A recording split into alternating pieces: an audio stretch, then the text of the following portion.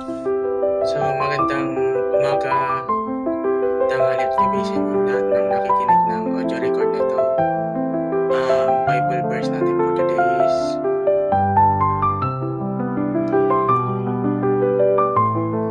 Isaiah 54 verse 10.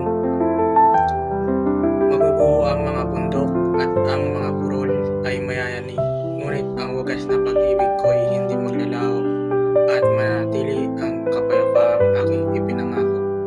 Yan ang sinasabi ni Yahweh na nagmamahal sa iyo.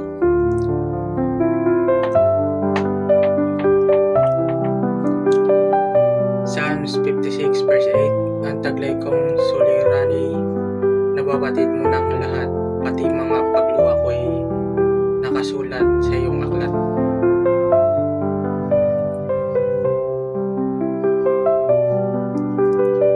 Psalms 23 verse 4. Duman man ako sa madilim na libis ng kamatayan, wala akong katatakutan, pagkat ika'y aking kagabay, ang tungkod mo at pamalo aking gabay at sanggalang.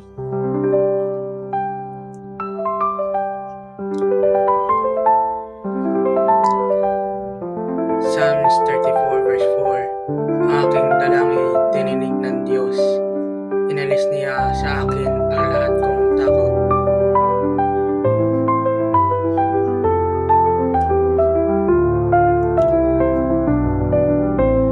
Psalms 55 verse 22. Ilagak kay Yahweh iyong suliranin, aalalayan at ipagtatanggol rin ang taong matuwid, di niya bibiguin. So yun lang po ang Bible verse natin for today. Maraming salamat sa pakikinig. Paki-share, like, support, repost na rin pong audio record na ito. Maraming salamat. Yun lang po ang Bible verse natin for today. Yun